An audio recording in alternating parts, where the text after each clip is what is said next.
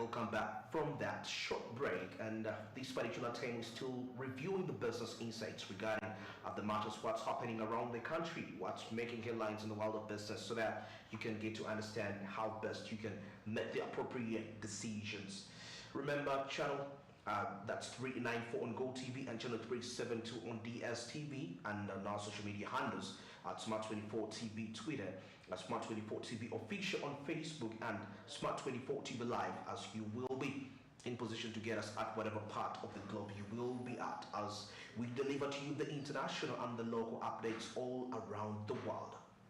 Alright, now at this particular time, let's get straight to understand the summit, what happened yesterday, the United Arab Emirates Investment Forum, as we get to know that Uganda is to gain a lot. That's from the UAE Forum, with over 1.48 billion dollars, actually 1.84 billion pounds in export profits, and of course advanced technology and highly established agro-processing sector. And of course, Uganda's Vice President, His Excellency Jessica Alupo, officiated a meeting of the private sector on how to set benchmarks for investment that's in important areas and achieve and sustain the global market. Now, the private sector goes deeper to put out the possible opportunities resulting from the United Arab Emirates, that investment forum, and how best the private sector can position itself to ensure that it partakes. It becomes a part of this forum, of this investment forum. Let's have the details. Sends you warm greetings. Dear delegates from UAE, Uganda, as my colleague Blessing has told you, is a land of opportunity. I'll not go through each and every opportunity that we have here because my colleague has done a wonderful job about it. But I would like to emphasize around three major points that are so critical to investment and to any investor anywhere in the world. One of those things is in terms of the kind of relations that the government and the business community have. I want to assure you, and I would like to thank the government led by the Vice President, that the government of Uganda is a business-friendly government. You don't find many governments that are this friendly to the private sector and business people in the world. Our government has an open door policy for the business people and for organizations like ours that bring business people together. They don't make any policies without consultations. And they don't just change policies just like that overnight, that can actually get you out of business. So there is engagement, strong engagement with the private sector in Uganda to ensure that the business environment is enabling for doing business. Our job as Private Sector Foundation Uganda, as well as from our colleagues from the Uganda National Chamber of Commerce, is to mobilize and work with you, understand what your issues are, then together with you, we engage the government to address those particular issues. This is something that is being done very well. I can give you like one example which we usually track as PSFU on an annual basis. Government usually prepares an annual budget, and that budget is the biggest policy framework that it uses to execute its policies. The private sector is consulted extensively, and for us as PSFU, usually every year we present policies or recommendations on changes in policies that we like government to make. And I can tell you that for the last so many years, 10 years and so on, government has been accommodating over 70% of those policies. In last year alone, it accommodated 74% of those recommendations. So that means that even as a business person, you really are also able to influence the environment within which you want to do business. That is one point that I wanted to emphasize to you. The second point that I want to emphasize is our government is a business facilitator. It knows very well the issues that affect our businesses, that stop us from being as competitive as we want. Some of those issues are of the public nature, which they are investing in heavily. We know today Uganda has invested heavily in infrastructure. For instance, electricity that you need to run your businesses, your factories. You have surplus of electricity here. But there are other things which are very specific to us at our businesses. For instance, ensuring that our staff, the workers, are as skilled as we need, ensuring that our systems are working perfectly, we are able to access and use standards that are acceptable internationally. So our government is deliberately and has deliberately made interventions to ensure that business people are able to access business development services that help them make their business more competitive. And for us as Private Sector Foundation Uganda, we are privileged to, on behalf of government, be administering those facilities that support you as business people to improve your competitiveness. The third element that I would like to talk about is the issue of the government policy and the enabling environment. Government decided a long time ago that this will be a liberal economy. The government is not going to get into business and keep on distorting policies here and there. So government has lived to its word, and we don't have policy reversals that can affect your businesses overnight. So I'd like to thank the government so much on that, Honorable Vice President, for ensuring that the business environment is predictable. You know, these are things that are very crucial for your businesses. So I'd like to join my colleagues to also welcome you to do business in Uganda. And when you come to Uganda, we are there as Private Sector Foundation to work with you to ensure that your businesses are profitable and they are enjoying all the incentives and the liberties that they are supposed to benefit from. Our organization is a membership organization. It has 310 associations, but under them, we do have about 2.5 million business establishments. This is a huge, huge, huge group of business people that work daily and coming together to ensure that the business environment is working very well. So we organize ourselves into sectors, 12 sectors, so to say: agriculture, oil and gas, human resources, insurance and banking, and so many others, including a new sector that is on the creative industry, people who are singing, people who are doing arts of whatever nature. So you're welcome to Uganda to invest, and we assure you that we are pleased to work with you to facilitate your investments. So I thank you very much, and a good day. Thank you. Yeah, of course, sharing possible opportunities for the private sector and how best the private sector can position itself to tap into these available opportunities. This will be something very, very viable and reliable, and quite lots of money have been spent into this, to ensure that the profitability of Uganda's exports increases to a rate that we can actually be able to solve our own domestic challenges, whereby we're not going to rely more again on foreign funding, foreign loans, donations, grants, and all that sorts.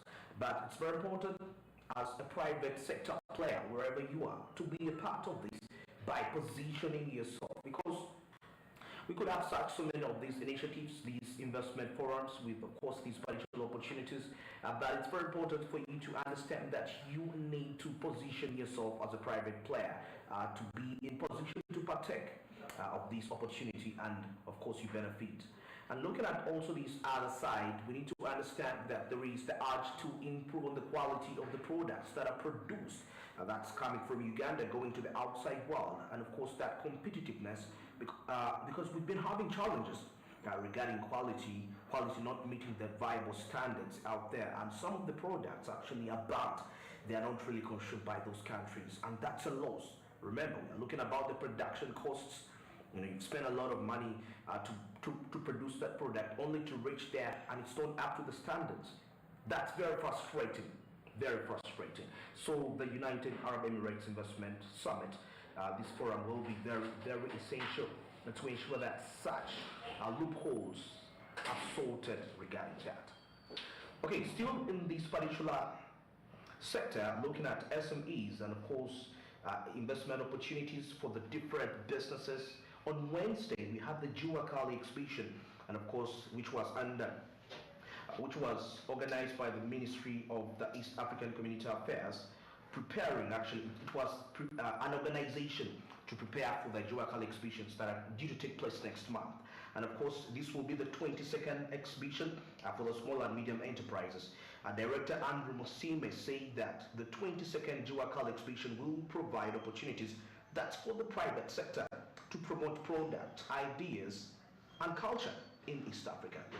Let's review these details. And Small Enterprises Exhibition, or Juakali, which Uganda we are hosting this year in December. It's now the 22nd.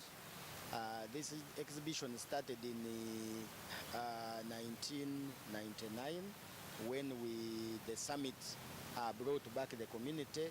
They agreed that every year they needed to hold this exhibition to allow the participation of the private sector, especially the small-scale enterprises, in the integration process. Now, through this Juakali, we have these small-scale or small and medium enterprises in various sectors of the economy coming together in one place, exhibiting and showcasing their products, and also doing sales that bring together the commonalities of our East African culture and our East African innovation. And here in Uganda, we are expecting around 1,500 exhibitors who are coming from all over the region. Now, these people will come with goods and the innovations that they will have. They will exhibit for a week plus. Therefore, one of the expectations is that please go and visit. Number 2, go and buy. Number 3, for businesses, they should also go and make business contacts. In other words, they can sign MOUs between themselves.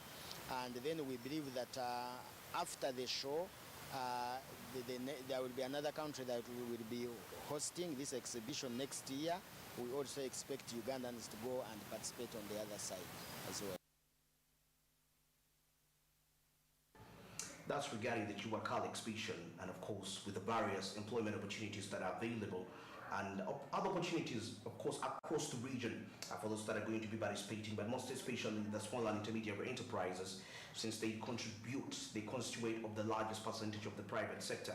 So it's important, like I said earlier before, about preparation for such initiatives, and these are global moves, regional moves. So it's just beyond about marketing your product in a given country like Uganda, but you will be in position to actually get some exposure from other countries across East Africa, and that will help you definitely to broaden your income base, your profit base at the end of the day. Remember, you're not only just earning currency that's from within Uganda, but you're also exchanging the currencies, and this is going to be very, very important. Now, talking about the Juakali exhibition, some of the main achievements, some of the main objectives why this is actually put out there.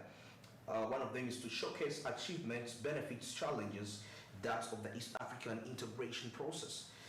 Getting to understand as we expose, as we put out, as we exhibit what we have right there, definitely we shall be in position to get to understand probably the quality of the material you're trying to deliver is not up to the standard required because of a certain challenge going in there, and that challenge could be as a result of limited integration. You get to understand that it all connects about, and also there is this other purpose to reach out and sensitize the general public on the East African integration. And of course, not so many people are really much aware. Ignorance has been one of the major factors causing to a sudden economic stagnation in our East African region right here, but in particular Uganda, getting to understand why do we need an integration, getting to understand. So such exhibition, despite showcasing what you have made, they bring other factors which are very important, which make up the economy, factors that drive the economy together. They get exposed in this incident here. Now, another we can see, apart from sensitizing the general public about the East African community, there is the aspect of getting feedback, perception from the general public on the East African integration issues. What does the general public think about the East African integration? Probably, when such exhibitions come, we may not have to speak too much to the public regarding the East African integration, but the impact of this exhibition is just enough to speak out. And of course, actions speak louder than just trying to convince people about the East African community getting to understand the matters of that. So the Juakali exhibition that's to take place next year will be the 22nd course of its kind, and various SMEs will be showing up, showcasing what they are producing or what they are manufacturing. It's exactly 18 minutes past the hour of 9 a.m. and at this particular time we're going to get into a short break, and when I return I'll be with John Paulson and we shall be sharing a weekly recap. How has the week been? How has your week been?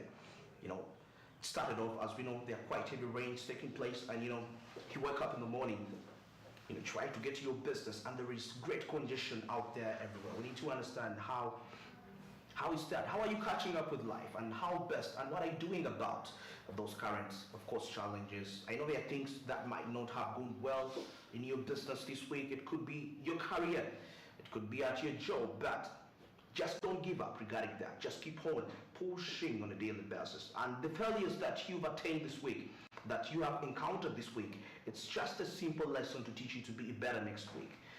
Probably you made the worst business decision this week, and you can't afford to repeat it again. Make sure that, of course, you get better next week. But how are you going to get better? You're going to reflect on this failure. What caused the failure, the source, and everything. And of course, we shall be sharing more of that insight regarding that. But we shall be relating it to more of the stories, what has been happening in the country, as you've been watching so many lots. And we shall be sharing opinions and what we think the way forward is, basic on the prevailing circumstances. And of course, that and more coming up after the break with Joram Paulson. Stick around. Good morning.